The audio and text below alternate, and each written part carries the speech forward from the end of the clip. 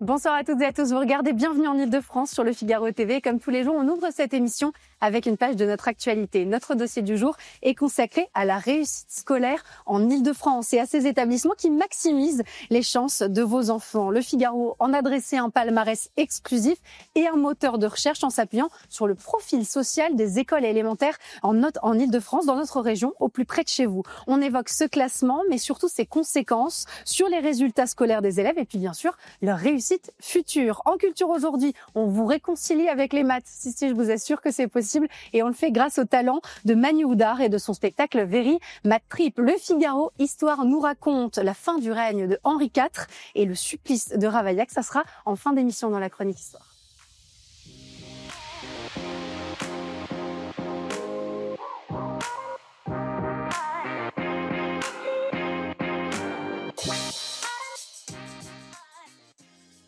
Existe-t-il statistiquement des écoles où votre enfant a le plus de chances de réussir? Eh bien, la réponse est oui. Et ce qu'on appelle le profil social joue pour beaucoup. Un mot assez énigmatique, il faut bien le dire, qui renvoie à des critères définis et des réalités sur le terrain dont on va parler avec nos invités en plateau. Sophie Tarlet, rédactrice en chef Le Figaro étudiant. Merci beaucoup d'être avec nous. Nicolas Mondon, journaliste Le Figaro Data. Mathilde Boulet, DG, directrice générale, du collectif de l'Ascenseur. Et Céline Malaisé, enseignante en primaire et présidente du groupe Gauche communiste, écologiste et citoyenne. Merci à tous les quatre d'être avec nous.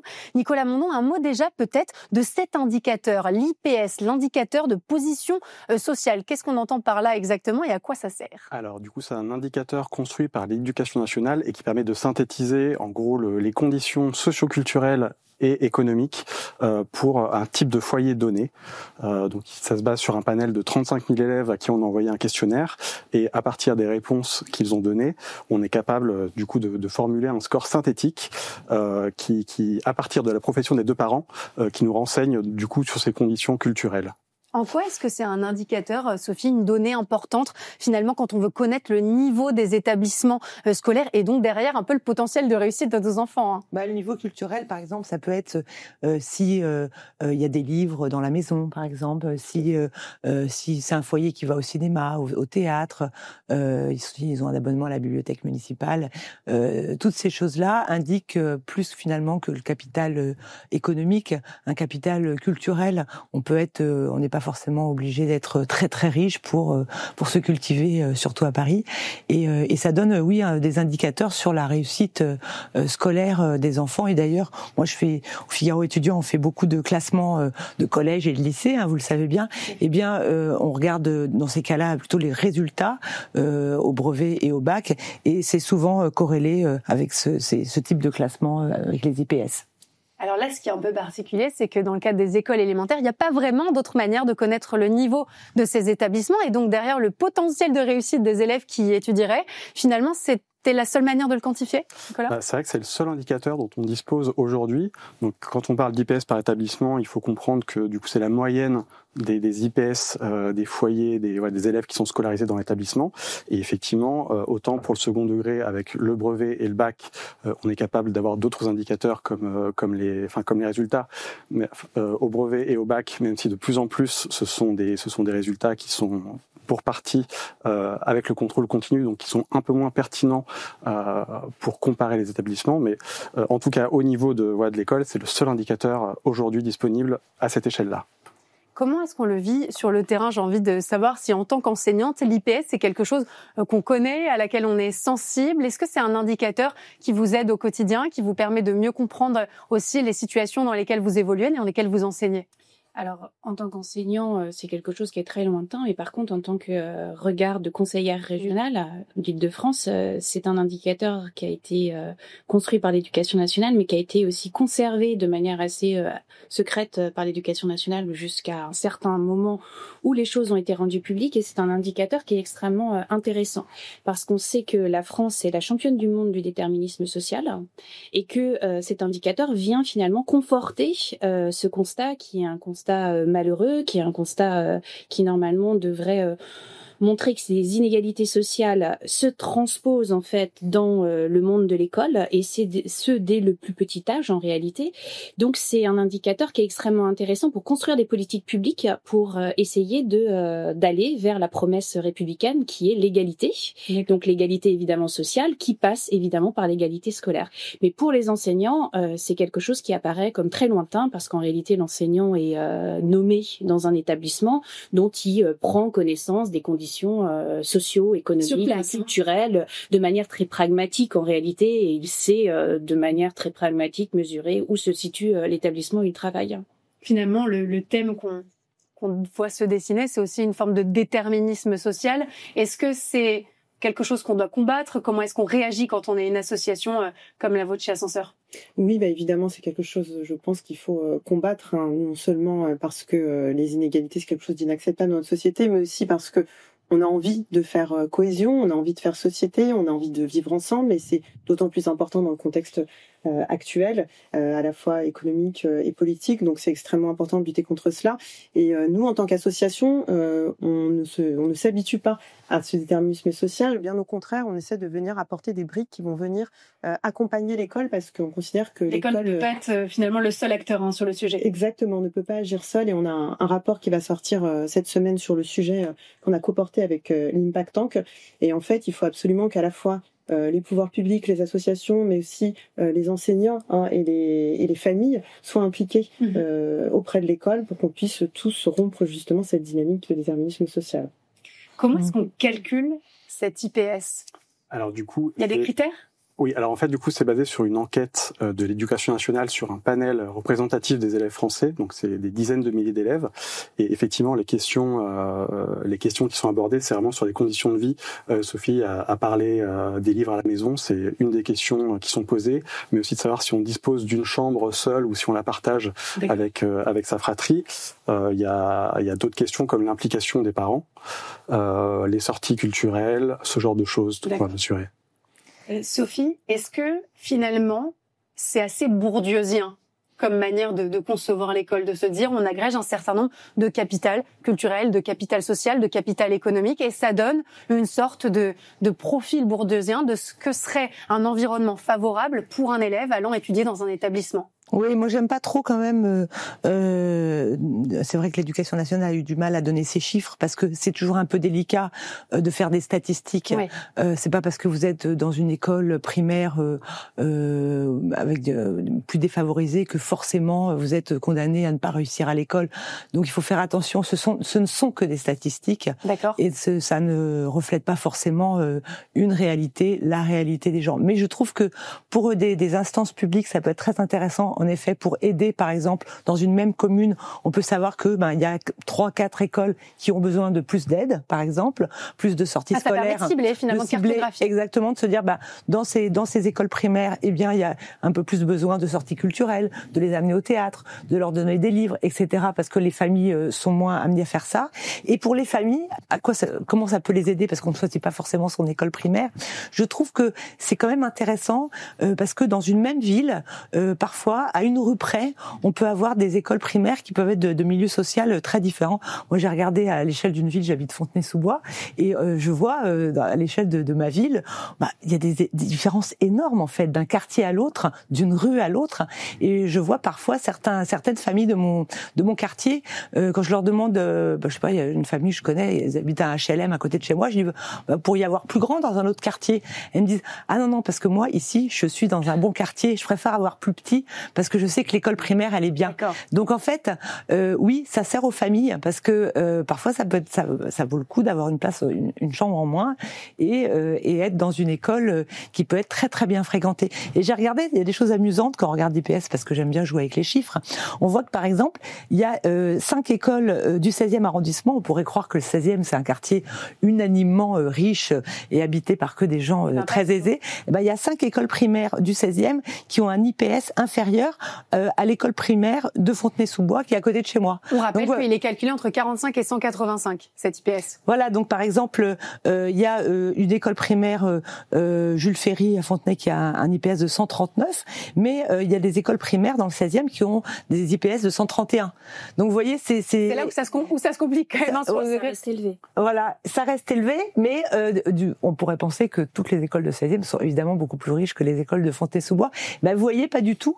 Il y a vraiment des distinctions, et c'est vraiment, ça permet d'avoir un avis assez fin du profil social d'une école. Mais rassurez-vous, tout n'est pas joué en maternelle et primaire. Sur l'IPS. Sur l'IPS, et on peut tout à fait s'en sortir en venant quand même d'écoles avec un IPS plus bas. Ça donne des commentaires forcément assez amusants en réaction à cette étude. Est-ce qu'on doit inscrire son enfant dans une crèche pour être sûr qu'il puisse aller à Polytechnique?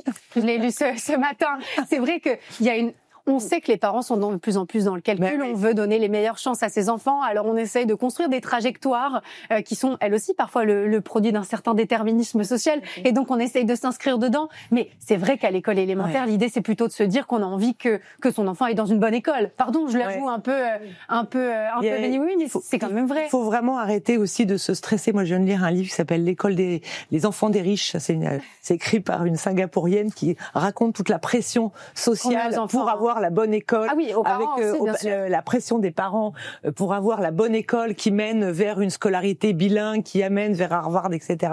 Et dès la maternelle, les parents sont complètement angoissés avec ça. Et évidemment, ça se termine mal dans le livre. Mais je trouve que on est un peu comme ça aussi parfois en France. Avec c'est intéressant. Moi, je fais beaucoup de classements d'écoles de commerce et d'ingénieurs. Bien sûr, c'est intéressant, mais il faut un peu se détendre. Hein. Voilà, ils sont petits et éviter de trop se mettre la pression quand même. Une réaction, Céline Malaisé. Pardon, excusez-moi, Mathilde Boulet, je suis désolée. Je voulais vous poser une question sur le terrain, mais je prends votre réaction, pardon. Oui, je voulais simplement ajouter ce que vous venez de dire, Sophie, c'est que la mixité sociale en plus à l'école, donc quand on mixe justement ces IPS et origines sociales et culturelles, eh ben ça apporte justement un meilleur réussite scolaire, un meilleur climat scolaire, et en fait on a énormément d'études qui démontrent que beaucoup de parents vont avoir peur si on mélange un enfant qui est peut-être issu d'un milieu social plus aisé, qui va baisser en niveau scolaire, et bien en fait c'est tout le contraire. Ça apporte, concrètement? Ça apporte le fait qu'on côtoie les différences, qu'on apprend à se préoccuper de son voisin. Donc ça c'est de l'ouverture d'esprit. C'est de l'ouverture d'esprit. On apprend aussi à évoluer avec différents niveaux, et en fait l'ouverture d'esprit, la tolérance, le fait de côtoyer des personnes qui sont différentes, c'est très enrichissant aussi. Ça rentre dans l'IPS? Je pense pas que ça rentre dans l'IPS. Ces mots-là, en tout cas. Non, mais c'est effectivement très important, je pense, de côtoyer les autres et de pas être juste. On va regarder les résultats d'ailleurs, parce qu'ils vont plus ou moins dans ce sens-là. Concrètement, sur le terrain, est-ce que ça veut dire que quand vous disiez tout à l'heure, ça reste des IPS élevés, on parlait de 160 et quelques, je crois, Sophie. Non, je parlais de 139. 139, pardon. À partir de quand, sur le terrain, on voit une différence? Qu'est-ce que ça change en tant qu'enseignante? Est-ce que des fois, vous réalisez finalement que ça change des choses concrètement sur le niveau d'attention, sur les conditions d'apprentissage peut-être? Oui, mais de toute façon, de manière pragmatique, je disais, les enseignants se rendent compte d'où ils travaillent. Moi, j'ai travaillé, les enseignants font des vœux, les enseignants travaillent à différents endroits dans leur carrière, et évidemment, on ne fait pas le même métier en fonction de l'endroit où on travaille. Mais moi, je trouve que l'IPS, c'est quand même un outil qui est une photographie des inégalités scolaires. Voilà, parce qu'il y a des inégalités scolaires dans notre pays. Vous allez montrer votre palmarès. Alors après, moi, je suis très dubitative sur les palmarès, parce que à quoi ça sert, à qui ça rassure. Ça peut rassurer ceux qui le regardent, mais ou inquiéter, oui. Mais ça peut pas en fait tous nous inquiéter en disant voilà, on n'est pas capable de produire une école de l'égalité de la réussite. Voilà, on n'est pas capable de le faire parce que, vous verrez, c'est très ouest de l'Île-de-France, ouest de Paris, Haute-Seine et puis Yvelines, en réalité, dans votre palmarès. Ce qui signifie que les départements d'Île-de-France où il y a une croissance démographique plus importante sont des territoires où les écoles ont un IPS qui est plus faible. En Île-de-France, moi, je travaille beaucoup sur les questions des lycées, puisque, comme conseillère régionale, c'est la compétence directe. Il faut savoir que dans les lycées, on voit vraiment des lycées qui ont des IPS sur l'ensemble de l'éventail. Et il y a quelque chose qui apparaît aussi. Alors dans le lycée, le choix de la famille est plus déterminant, mais il y a aussi le fait que les lycées privés ont un IPS de 30 points supérieur au lycée public. Par essence. Voilà. Et oui, voilà, c'est quand on regarde l'ensemble des lycées franciliens, c'est 30 points supérieurs. Et dans les 20 lycées franciliens qui ont un IPS supérieur à 150, donc là on est très très élevé, on en a 16 qui sont des lycées privés sous contrat. Donc on voit aussi la manière dont l'école se construit aujourd'hui et dont la promesse d'égalité républicaine qui est partagée de manière transpartisane, parce que voilà, moi je suis ici pour apporter une petite contradiction, est quelque chose que nous n'avons pas atteint encore aujourd'hui. Voilà. Et l'IPS, en fait, c'est un outil de politique publique. Moi, je me bataille à la région Île-de-France pour que on puisse conditionnaliser une partie des aides publiques, donc des aides financières publiques, en fonction de l'IPS. Mais c'est ce que vous disiez, Sophie aussi, ça permet de cartographier finalement les établissements qui en ont le plus besoin. Oui, je pense que ça a été conçu pour les politiques publiques, cet IPS. C'est pour ça que plus que pour les familles. Non, c'est essentiellement un outil. C'est un outil pour les chercheurs et effectivement, il a fallu une bataille pour que ces données soient publiées. Parce qu'on comprend que l'intérêt premier de ces données, c'est effectivement pour les chercheurs et pour l'éducation nationale, pour faire ces calculs. Avoir des données statistiques qui parlent. Mais les élus n'avaient pas, les élus locaux n'avaient pas accès à cet IPS pour faire des politiques publiques. C'était aussi compliqué sans l'avoir, cet indicateur. Alors, après, les maires ne l'avaient pas? Non, les maires, les conseillers départementaux, conseillers régionaux, c'est eux qui sont quand même aussi... C'est vrai que la publication de ces données a permis notamment à des chercheurs et à des journalistes de pouvoir travailler là-dessus. Elles sont publiques depuis quand? Elles sont publiques depuis 4-5 ans, je pense. Il a fallu que ce soit un journaliste qui fasse une demande à la CADA, donc d'abord à la commission d'accès aux documents administratifs. La CADA a donné son accord, mais le ministère a refusé de publier les données. C'est vrai ? Et du coup, le journaliste est allé jusqu'au tribunal administratif, qui lui a donné raison. Et cette fois-ci, le ministère. Il faut savoir que dans l'éducation nationale, il y a beaucoup de chiffres qui ne sont pas publiés, qu'on doit demander de façon officielle. Eh bien, parce que tout simplement, on veut nous donner les chiffres qui veulent bien nous donner en fait, et pas les chiffres qui dérangent. Donc c'est toujours un gros combat pour avoir des chiffres qui ne sont pas forcément publiés. Des fois, c'est des chiffres aussi qu'il faut mâchouiller, digérer et ressortir, parce qu'on s'imagine bien que la donnée brute en tant que telle ne dit pas grand-chose. Il faut comprendre les critères, il faut comprendre pourquoi est-ce qu'on calcule, ce qu'on calcule effectivement. Moi, quand j'ai découvert cet IPS, que j'ai découvert, je le dis, j'ai trouvé ça assez vaporeux, assez compliqué à décoder au début. Oui, c'est un peu nébuleux et effectivement. Voilà, nébuleux. Voilà, on voit que le but initial du calcul de cette donnée, c'est pas d'être rendu public et c'est pas d'être tout de suite compréhensible. Mais pour donner un ordre de grandeur, on considère que, l'éducation nationale, à partir de 140, elle considère que c'est un IPS favorisé, et ensuite en dessous, donc ça va jusqu'à 45, donc ça peut aller. Il y a quand même un très large panel. Mais en tout cas, ça peut être quand même utile aux familles et pas pour s'y retrouver, pour voir un peu dans une même ville, souvent parce qu'on n'a pas toujours le choix de la ville, on n'a pas toujours les moyens d'habiter dans le 5e arrondissement. Dans les caricatures alors il faut que mon enfant ait dans telle matière. Il y en a qui Polytechnique un jour. Pour les agents immobiliers, ça peut être un critère très important. Oui, tout à fait. Pour ceux qui cherchent un appartement à louer ou à acheter. Dans le quartier, c'est un vrai critère. Vous vouliez réagir, Mathilde Boulet? Tout à fait. Peut-être juste de dire qu'au-delà des chiffres, le ministère de l'Éducation nationale, c'est un ministère qui est devenu extrêmement politique aussi de nos jours et dont s'emparent les ministres, le gouvernement et l'État pour déjà mettre en avant une certaine politique, certaines personnes aussi. Et en fait, on se retrouve par exemple avec un jeune aujourd'hui sur le début de sa scolarité, les 15 premières années. Aujourd'hui, il aura connu 8 ministres de l'Éducation nationale et 4 grandes réformes. Mais c'est effectivement assez révélateur de ce genre de quartier où il y a beaucoup de mixité et où à la fois, quand même, je pense qu'il y a beaucoup de bobos qui vont réussir à faire de l'évitement et à placer leurs enfants soit dans des établissements privés, soit dans des établissements publics, mais qui sont souvent accessibles qu'à certaines catégories sociales. Alors quand même, on remarque que dans le top 10, c'est les établissements publics qui se démarquent. C'est essentiellement des privés. Les établissements privés qui se démarquent. Tout à fait, c'est essentiellement des établissements privés. Je remarque que l'école de Jeannine Manuel qui arrive en 2e position. Elle était première l'an dernier, non? C'est une école qui est quand même une école bilingue, qui est assez chère, c'est privé sous contrat, mais qui est quand même qui n'a pas le même prix qu'une école privée catholique comme on peut l'entendre, et qui a un IPS très élevé parce qu'elle est très très très bien fréquentée. D'accord. Donc là, pas de surprise sur la deuxième place. Et c'est une école qui fait primaire, mais aussi collège, mais aussi lycée. D'accord. Et qui va où il y a cette logique de long cours. Hein, oui. Ouais, un groupe scolaire. Voilà. Oui, souvent d'ailleurs les bonnes écoles, les bons collèges ou les bonnes écoles primaires, c'est souvent des écoles qui vont jusqu'au bac, surtout quand c'est des écoles privées. En fait, on assiste beaucoup à une logique où en fait les parents vont placer leurs enfants assez tôt dans ces groupes scolaires pour s'assurer d'avoir une place au collège, même si on peut se dire que. Mais ça, c'est dingue. Mais je les vois, hein, ces stratégies. Vous avez raison. On lit de plus en plus de papiers qui vont dans ce sens-là. C'est rassurant. C'est rassurant. Vous trouvez ça rassurant? Mais non, mais c'est rassurant pour les parents. Pour les parents. Pour les parents. Non, bien sûr, c'est inquiétant.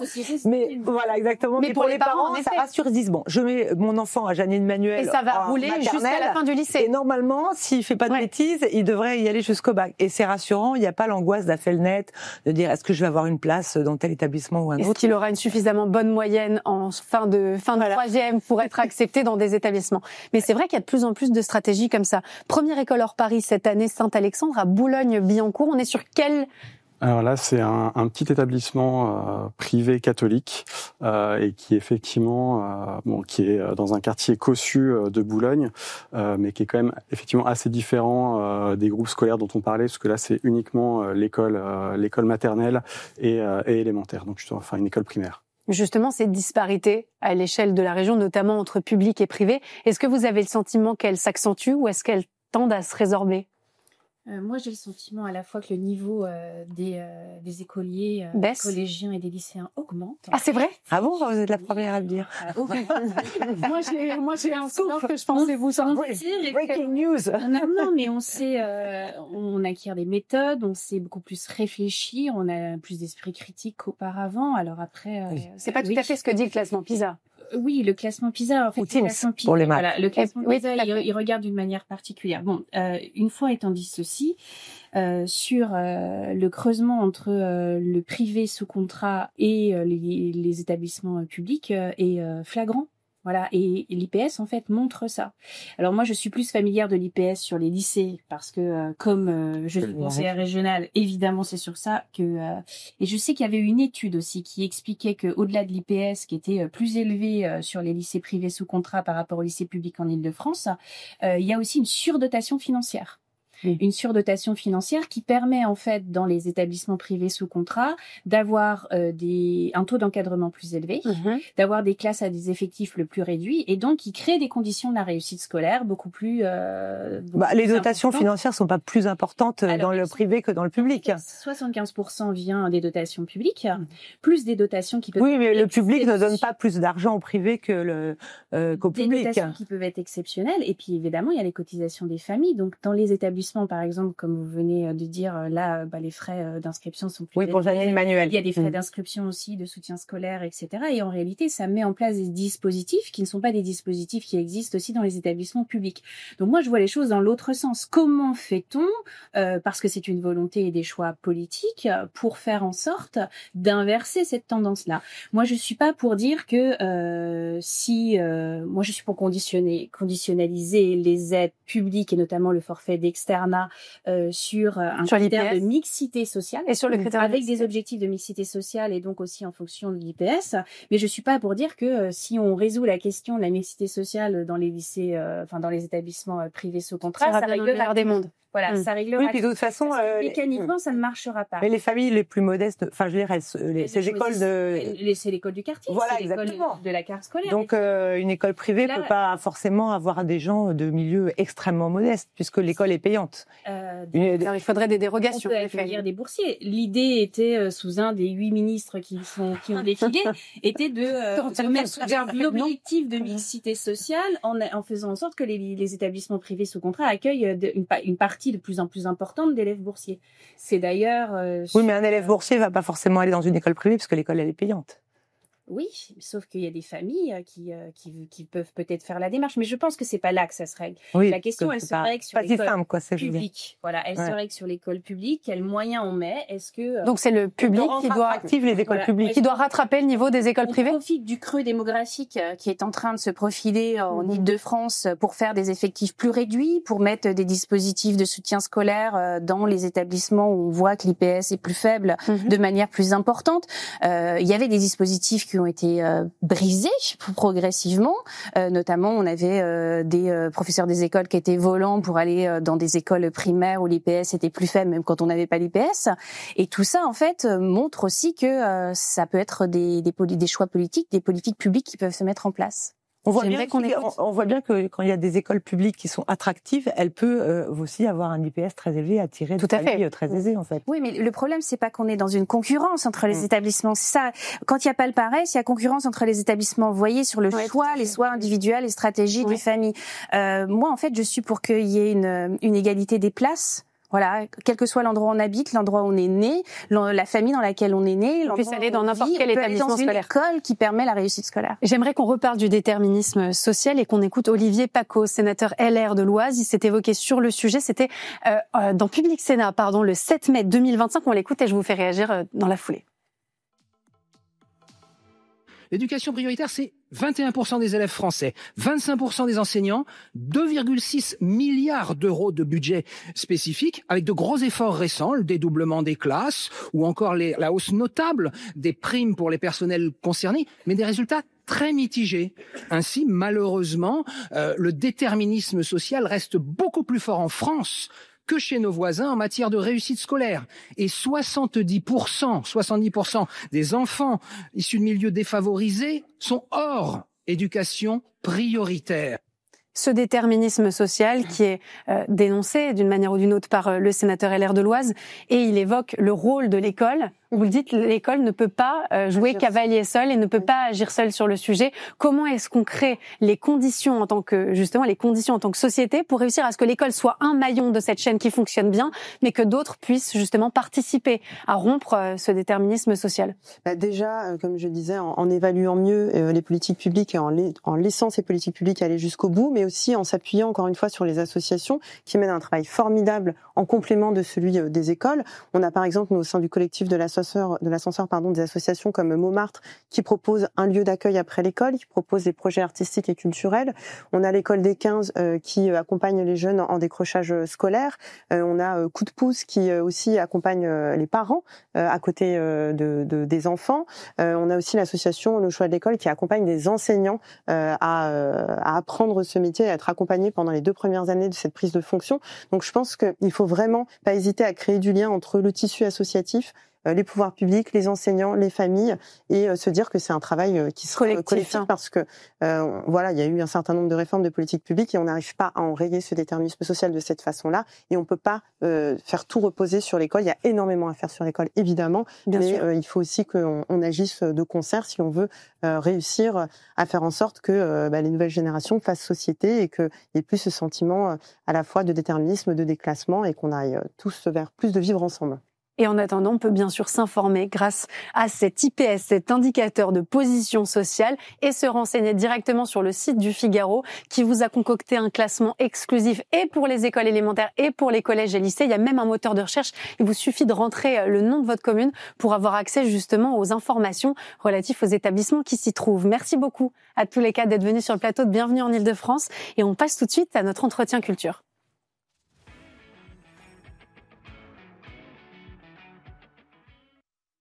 Vous avez toujours détesté les maths, ça vous donnerait presque de l'urticaire rien que d'y penser. Eh bien, aujourd'hui, on a décidé de vous réconcilier avec les mathématiques, les chiffres, les calculs, et on va le faire avec l'aide de Manu Houdard et de Thomas Le Douarec et de leur Very Mad Math Trip. Vous voyez, là, j'y étais presque.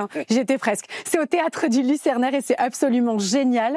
Je vous présente quand même, messieurs. Oui. Manu Houdard, auteur et comédien. Thomas Le Douarec, metteur en scène. Merci infiniment d'être en plateau avec nous. On regarde tout de suite la bande-annonce, comme ça on sait tout de suite à quelle sauce on va être mangé. On regarde ensemble.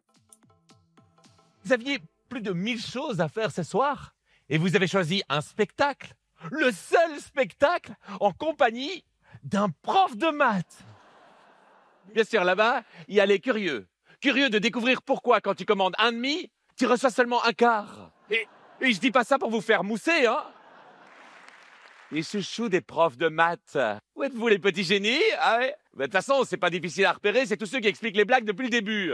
Allez, je veux voir tout le monde debout, là, maintenant. Oui, Very Mad Trip, le seul spectacle qui multiplie tous les exercices, que tous ceux dans cette salle qui ont pensé à cette association s'assoient maintenant. Ceux qui n'ont pensé à rien peuvent s'asseoir aussi, bien sûr. Hein.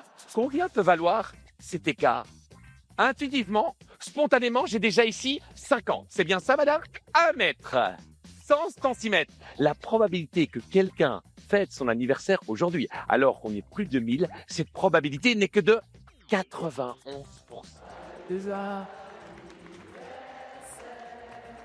Vous comprenez que les mathématiciens n'ont pas voulu rester sur le carreau. Alors, à votre avis, combien de médaillés français? 7, 6. Faites un choix, mais faites le bon choix. Et qui pense qu'en réalité, ça n'a aucune importance? 10 000 décimales depuis.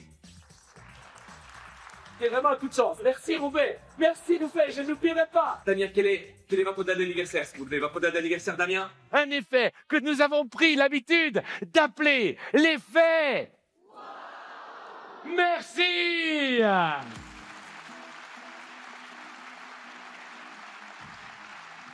Et les maths, ça me terrorise tellement que je me suis trompée. Ce n'est plus au Théâtre du Lucernaire, c'était au Théâtre du Lucernaire, c'est maintenant à la Madeleine. Merci beaucoup, messieurs, d'être sur le plateau de Bienvenue en Ile-de-France. Je dois dire que le challenge est grand quand même. Nous faire aimer les maths, c'est pas gagné. Vous pensez qu'elle vient d'où, cette détestation, cette haine, cette crainte, ce truc presque viscéral contre les maths? On sent que c'est du vécu, Victoire. Ouais. Horrible, horrible. Je vois des contrôles de maths où avant je pleure en révisant et je me dis que je vais jamais y arriver, quoi. Mais c'est justement parce que moi, je suis comme vous, hein, par rapport aux mathématiques. Mon rapport aux mathématiques, il était terrible. Il était, mais grâce à Manu, tout a changé. Il m'a fait aimer les mathématiques. Il m'a vraiment fait redécouvrir les mathématiques. En fait, on les connaît mal. On les connaît mal. Et on les apprend mal. Souvent, l'école nous a un petit peu détournés. Enfin, nous met pas sur la bonne voie. Ouais. Et lui, il nous met sur la bonne voie. Mais en fait, dans les mathématiques, il y a 2 volets. Il y a le volet qui est vraiment technique de calcul et tout ce qui concerne justement ces méthodes qui peuvent rebuter, qui sont importantes. Mais malheureusement, on oublie trop souvent aussi que les mathématiques, il y a une culture mathématique. Et une logique. Et une logique, bien sûr, évidemment. Ouais. Et en fait, ça, c'est cette partie que, à travers le spectacle, moi, au départ, j'ai eu envie de raconter. Et aujourd'hui, je suis conscient que si le spectacle plaît autant, c'est parce que j'ai pu sans doute séduire à travers les mathématiques, et Thomas m'a appris comment raconter des histoires. Et c'est notre collaboration. C'est vrai, duo. On va revenir sur ce duo, évidemment. Est-ce que vous aussi, ça vous donné des boutons, les maths? Ça vous a jamais donné de boutons? Non, effectivement, non. J'ai toujours aimé, mais comment c'est possible? Dans le spectacle, attendez Victor, dans le spectacle, j'ose afficher mon bulletin, et j'étais loin d'être un bon élève en mathématiques. Oui, parce que alors ce qu'on attend de nous à l'école n'est pas nécessairement ce qu'est un bon mathématicien ou ce qu'est la logique mathématique, la culture mathématique dont vous parlez tout à l'heure. Il y a beaucoup de mathématiciens et de mathématiciennes qui s'ignorent simplement. Vous pensez qu'on s'ignore? J'aimerais bien. Oui, non, ça j'en suis sûr. Mais moi, je sens. Non, mais oui, mais là, il a encore plus de mérite parce qu'il adore les mathématiques, il aimait les mathématiques, mais il n'était pas très bon. Oui, c'est vrai. Tu t'es perfectionné avec le temps. Oui, mais en fait, moi, ce que je comprenais... Mais vous amusiez avec les maths. Toujours, effectivement, j'aimais ces mathématiques, je comprenais trop tard. Et quand je les comprenais, je me suis dit, mais pourquoi?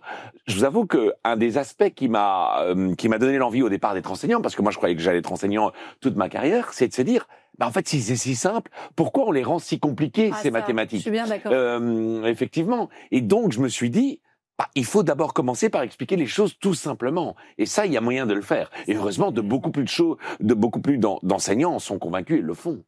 Vous avez raison de parler de la méthode, on va reparler évidemment de l'école, on continue, c'est ce dont on a commencé à parler en début d'émission.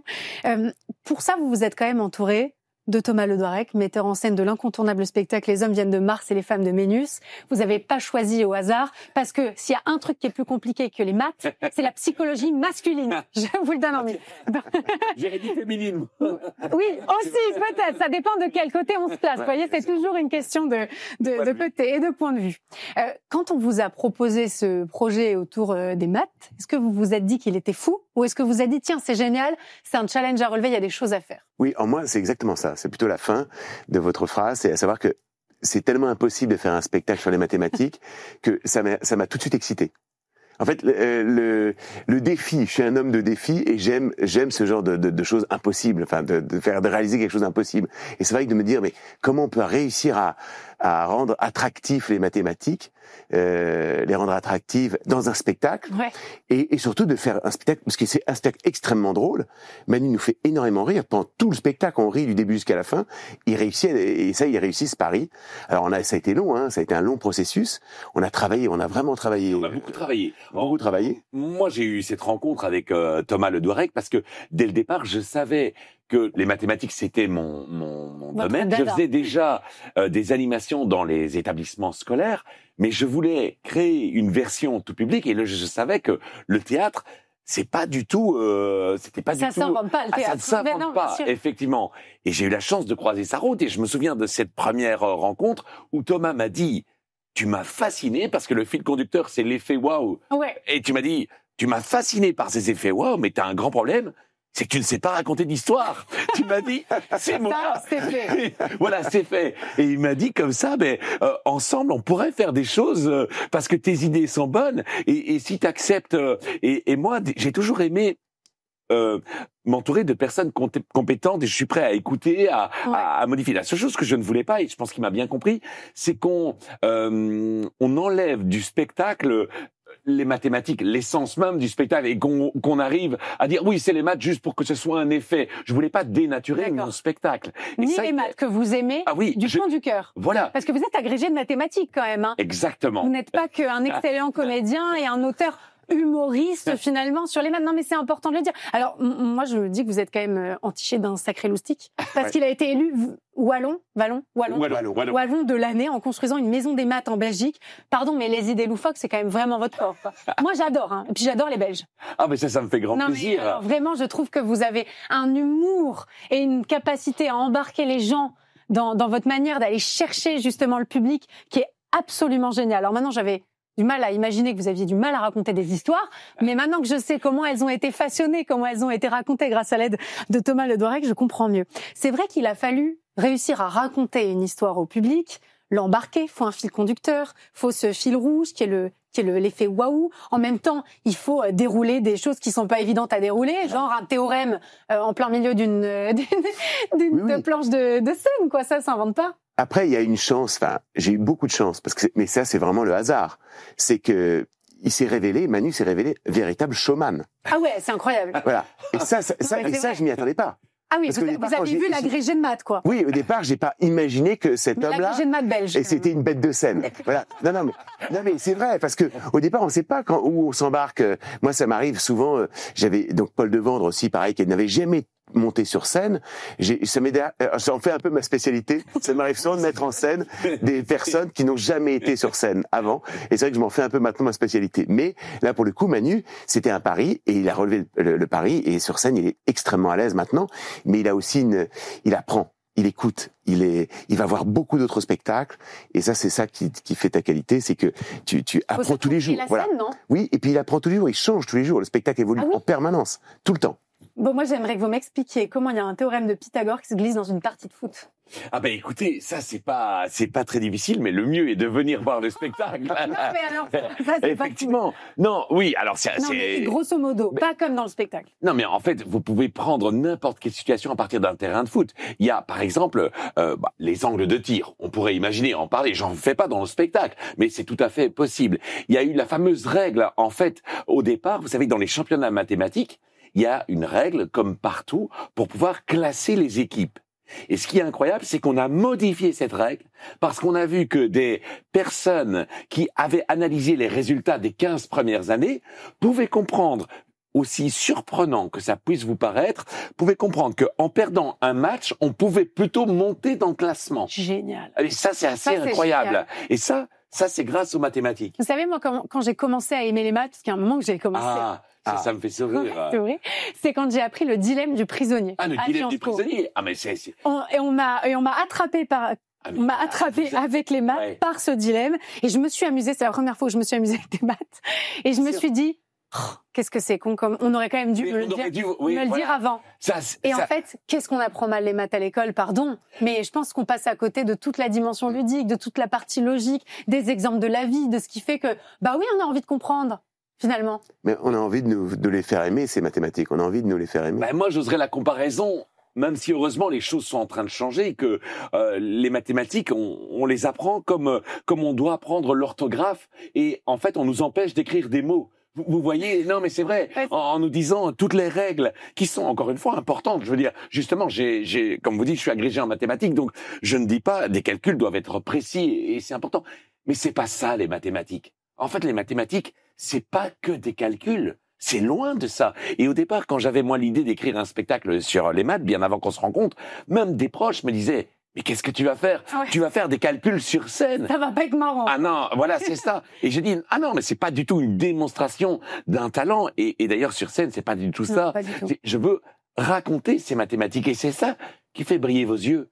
Comme ceux des spectateurs. Non, mais c'est de raconter Archimède qui meurt bêtement parce qu'il dit au soldat romain qui l'envahit, il dit, ne dérange pas mes cercles. Tellement il est fasciné. La mort est stupide, mais on se dit, ah ouais, là il y a quelque chose à creuser. Ben ouais. Comment est-ce qu'on met ça en scène? Parce qu'il lui faut de l'espace, il faut que ça soit là. Vous avez dit c'est une bête de scène, il est au centre du spectacle évidemment. Alors déjà oui, on a commencé par parce qu'il avait plein d'idées, Manu, plein d'idées. Oh. Et puis il avait même des décors, des costumes. Et là, vous déjà j'ai tout enlevé, on a tout retiré. J'ai dit non, d'abord on commence avec rien. Et puis on voit petit à petit ce qui va se passer. Non, c'est. Parce que là, ça fait un peu TEDx comme ça. Moi, j'adore. Hein. Ouais. Ah oui, mais c'est vrai, t'es très sobre. Le dé. Oui, j'ai tout supprimé. Je vais tout supprimer.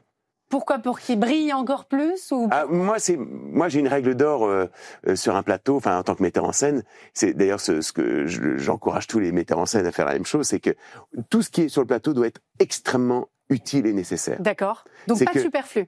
Non, rien n'est gratuit sur un plateau. Tout doit avoir un sens. Tout a du sens. Tout ce que tu vas mettre sur un plateau, il doit servir au spectacle et servir à l'histoire. Sinon, c'est qu'on aurait pu... c'est qu'on aurait pu s'en passer. Exactement. Et donc, ça doit... Voilà, tout doit être... Moi, on a tout enlevé. Je reviens... moi, je retourne toujours à... j'attaque l'os, moi. Tu vois, je suis sur l'os. J'adore. Manu Oudard, qu'est-ce que vous aimeriez que les gens se disent en sortant du spectacle? Ah ma plus belle récompense, c'est quand les gens me disent « Ah, si on m'avait... » dit ça. Alors attention, hein, c'est trop facile pour moi d'attraper ces messages et de dire moi j'aurais pu vous donner parce que non, effectivement là moi je suis sur un divertissement de 1h30 dans lequel je vais raconter ces mathématiques. Donc je ne prétends pas que si j'avais été le renseignant tout d'un coup des choses, mais je prétends que si j'arrive à motiver et ces gens, quand ils sortent, ils portent un autre regard sur les maths. Ils vont peut-être, tout d'un coup, commencer à se dire que quelque chose leur a échappé, que ces maths ne sont pas la partie rébarbative qu'on leur a vendue jusqu'à présent. Et là, le pari sera gagné. Et là, j'ai gagné. Moi, je pense que vous avez gagné. Pour Verimath Trip. Bravo à tous les deux. Et un immense merci d'être venus nous parler de ce spectacle génial qui nous réconcilie définitivement avec les maths. Merci beaucoup Thomas Ledouarec, merci beaucoup Manu Oudard. Et je répète, c'est au théâtre de la Madeleine qu'il faut aller voir Verimath Trip. Merci. La dernière ce dimanche. Avant des prolongations. Avant les prolongations. On espère bien. Merci beaucoup à tous les deux. Et on passe tout de suite à la chronique Histoire avec Geoffroy Caillet. Le Figaro Histoire nous raconte.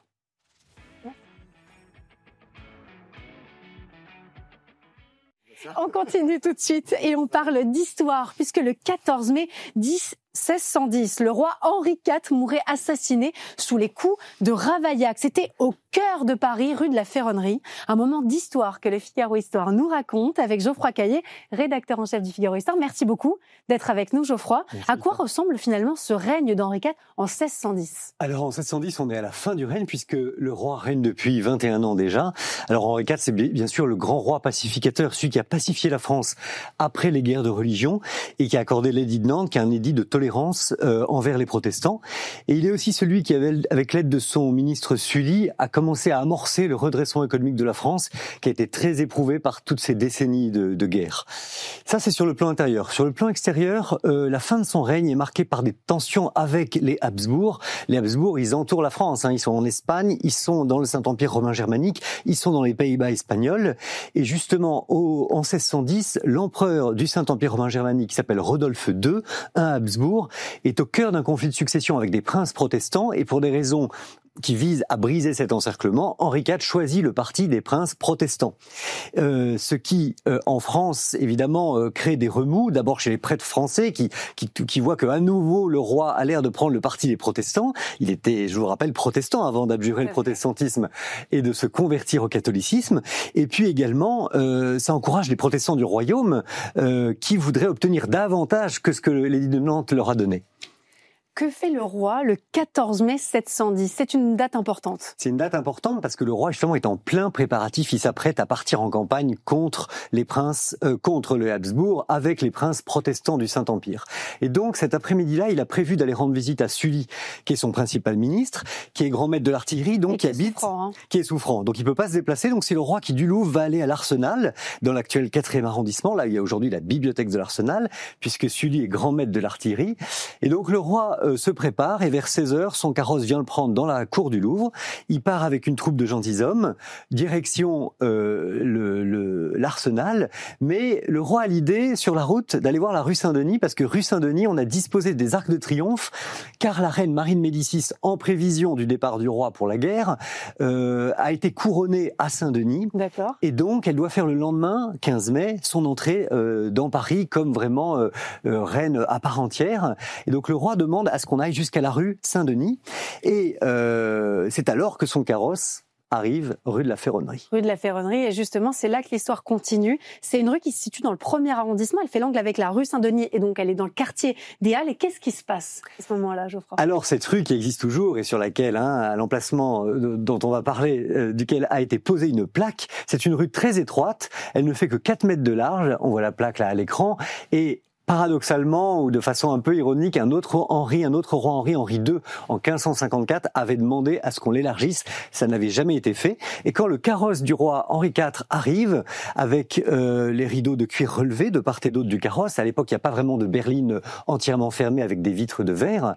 Et donc, le carrosse s'engage dans la rue, et il y a à ce moment-là un de ces nombreux embarras de Paris qui ont été rendus célèbres par les textes de Mercier au XVIIIe siècle. Mais déjà au XVIIe, il y a ces embarras de Paris. Des embarras, c'est des embouteillages ? C'est des embouteillages. C'est des embouteillages de l'époque. Une charrette de foin se retrouve un peu nez à nez avec un chariot qui transporte des barriques de vin. Et donc le carrosse du roi doit s'arrêter en attendant que cet embarras se dissipe. Il s'arrête devant une auberge qui s'appelle « Au cœur couronné transpercé d'une flèche ». Symbole tristement prémonitoire. Vous avez raison. Exactement. Et là, il y a un grand gaillard, finalement, qui s'approche, assez athlétique, avec une barbe rousse. Il a suivi le cortège depuis sa sortie du Louvre, mais il est passé malheureusement assez inaperçu. Oui, il a suivi le cortège de loin, mais il savait très bien ce qu'il voulait faire. Et au moment où le carrosse est immobilisé, il bondit sur une roue du carrosse, s'en sert comme marchepied et porte 3 coups contre le roi, dont le deuxième va trancher la veine cave et la horte. On ramène tout de suite Henri IV au Louvre, mais c'est trop tard, le roi est mort aussitôt. Alors c'est qui ce meurtrier du roi ? Alors il s'appelle François Ravaillac, il a 32 ans, il est originaire d'Angoulême. Il est instruit, il a été clerc de procureur, c'est le nom des avoués sous l'Ancien Régime. Il est également maître d'école. D'accord. C'est un catholique ardent, très ennemi des huguenots protestants. Et alors, ce qui est très étrange, c'est qu'il ne cherche pas à s'enfuir, il reste sur place, et il est même protégé par le duc d'Épernon, qui est membre de la garde rapprochée du roi, pour lui éviter d'être lynché par la foule. Il est appréhendé, puisqu'il reste sur place, il est appréhendé aussitôt, et le lendemain, le 15 mai, il est conduit à la conciergerie. Et que va révéler son procès ? Qu'est-ce qu'on sait finalement de ses motivations, puisqu'on imagine qu'il y a quelque chose derrière cet assassinat ? Alors c'est un procès qui dure 10 jours et qui débouche sur une évidence absolue, qui est que Ravaillac est à demi fou. Il a agi par fanatisme, il a habité de pulsions meurtrières qui ont fait qu'il a voulu tuer le roi parce qu'il avait peur qu'il réintroduise tous les droits des protestants dans le royaume. Aujourd'hui, il serait jugé psychologiquement Probablement. Et du coup, à l'époque, il y a une théorie politique qui est très forte, qui est la théorie du tyrannicide. C'est-à-dire qu'on peut tuer un tyran parce que on fait le bien du peuple se faisant en l'assassinant. Cet acte devient légitime. Donc, il est vraiment dans cette idée qu'il a agi justement. Et donc, on peut pas être condamné si on est dans un tyrannicide ? Alors, Théoriquement, c'est une théorie politique. Après, il faut la défendre devant un tribunal. Et là, ça devient très difficile. Et donc, justement, la thèse de Ravaillac ne va pas tenir. À 17 reprises, y compris sous la torture, devant le Parlement de Paris, qui est la cour de justice de l'Ancien Régime, Ravaillac déclare avoir agi seul. Et ces juges ont du mal à le croire parce que ils se disent c'est pas possible que un tel homme, pour envisager de tuer le roi, n'ait pas pu avoir de complicité. Il faut qu'il soit à demi-fou. Il faut qu'il soit à demi-fou. Alors, ce qui est très curieux, c'est qu'on n'entend personne de sa famille, on n'entend pas certains témoins qui peut-être auraient pu donner des éclaircissements. Moyennant quoi, le 27 mai, Ravaillac est condamné à mort. Et on doit dire que son supplice, est particulièrement atroce. Oui, il est tristement célèbre. On voit une gravure de l'époque qui l'illustre sous nos yeux. Le jour même de sa condamnation, Ravaillac est extrait de la conciergerie pour subir le sort des régicides. Il est amené sur la place de Grève, c'est-à-dire devant l'hôtel de ville de Paris. Oui. Une foule nombreuse est là qui l'injurie. Vous allez voir, ça le surprend beaucoup. Le bourreau et ses aides lui brûlent la main qui a tenu le couteau. C'est le supplice principal des régicides. Ensuite, il lui tenaille au fer rouge le torse et les cuisses. Il verse du soufre et du plomb fendu dans ses plaies. Et enfin, le clou du spectacle, si l'on peut dire, Ravaillac est écartelé. À la fin, pas avoir la tête qui tourne. Non, il est entièrement démembré et ses restes sont transportés par la foule et brûlés aux quatre coins de Paris. C'est vrai que c'est incroyable de s'imaginer cette foule qui assiste à ce terrible spectacle. Et l'histoire, elle s'arrête pas là, Geoffroy. Non, parce que Ravaillac, avant de mourir, aurait dit « On m'a bien trompé quand on m'a voulu persuader que le coup que je ferais serait bien reçu du peuple ». Évidemment, cela ouvre la porte à des complicités. Et quelques mois après sa mort, effectivement, on commence à parler d'un complot qui aurait impliqué le duc d'Épernon, celui-là même qui l'a protégé en lui évitant d'être lynché par la foule. On se rend compte que c'est une fausse piste. Très vite, ensuite, on parle à nouveau d'un complot de l'Espagne mené contre le roi de façon à empêcher le roi d'agir en se portant au secours des princes protestants contre les Habsbourg. Mais c'est très peu crédible puisque justement, pourquoi le duc d'Épernon aurait empêché le lynchage de Ravaillac, qui aurait fait son affaire, parce que si vraiment Ravaillac était le bras des Habsbourg, il aurait mieux valu qu'il disparaisse tout de suite. Jean-Christian Petit-Fils, l'historien, a une autre théorie. Il pense que ça pourrait être le commanditaire de ce meurtre, Albert d'Autriche, roi des Pays-Bas espagnols. Vous y croyez ? Il y a des éléments qui sont quand même très tentants, parce que c'est un Habsbourg également. Il aurait agi, cela dit, de son propre chef, c'est-à-dire sans concertation avec l'empereur du Saint-Empire romain germanique. Ce qui expliquerait qu'on ait eu beaucoup de mal à retrouver des potentiels complices. Oui, et il est tout à fait possible que ce roi ait envoyé à Paris une troupe de sicaires qui aurait rencontré Ravaillac dans une auberge. La thèse de la demi-folie ne fait aucun doute, donc Ravaillac leur aurait fait part de son projet de tuer le roi pour mettre fin à la force des Huguenots en France. Et on sait justement qu'au moment où Ravaillac a commis son assassinat, 8 à 10 hommes se trouvaient pas loin du carrosse du roi et ils auraient demandé qu'on tue Ravaillac immédiatement. Et là-dessus, on leur aurait répliqué que le roi n'était pas encore mort. Ça donne plutôt raison finalement à cette thèse. Oui, parce que dans ce cas-là, effectivement, Ravaillac n'aurait pas eu de raison de mourir et les hommes, en entendant ça, ont pris aussitôt la poudre de l'escampette, on ne les a jamais revus. Est-ce que le nom de Ravaillac, il existe encore aujourd'hui ? Eh ben, c'est une très bonne question parce que dans les attendus du procès, dans les mesures de la condamnation, une des mesures prévoyait que la maison natale de Ravaillac soit rasée et que le nom de Ravaillac ne soit plus jamais porté en France. Et de fait, la famille de Ravaillac est partie en Franche-Comté, qui était sous une forme d'exil espagnole. Oui, c'est une façon d'échapper à d'autres possibles poursuites. Et elle a transformé son nom en deux patronymes différents, Ravaillard et Ravoyard. Et on trouve aujourd'hui encore ces deux noms qui existent Charente, en France. D'abord en Franche-Comté sous la forme Ravoyard, et en Charente, effectivement, il y a des Réveillac, mais plus aucun Ravaillac. Et sur l'ensemble de la France, le nom de Ravaillac a entièrement disparu. Et ainsi va l'histoire. Et merci de nous avoir raconté cette page de l'histoire. C'est vrai qu'il est un peu difficile à digérer quand on pense à ce supplice atroce de Ravaillac. Ça fait évidemment partie de l'histoire de France et du règne d'Henri IV. Merci beaucoup, Geoffroy Caillé, d'être venu nous parler de cet événement qui a marqué l'histoire. Moi, je vous dis à demain, même lieu, même heure, toujours sur le canal 34 du Figaro, et excellente soirée à tous. Bonne soirée.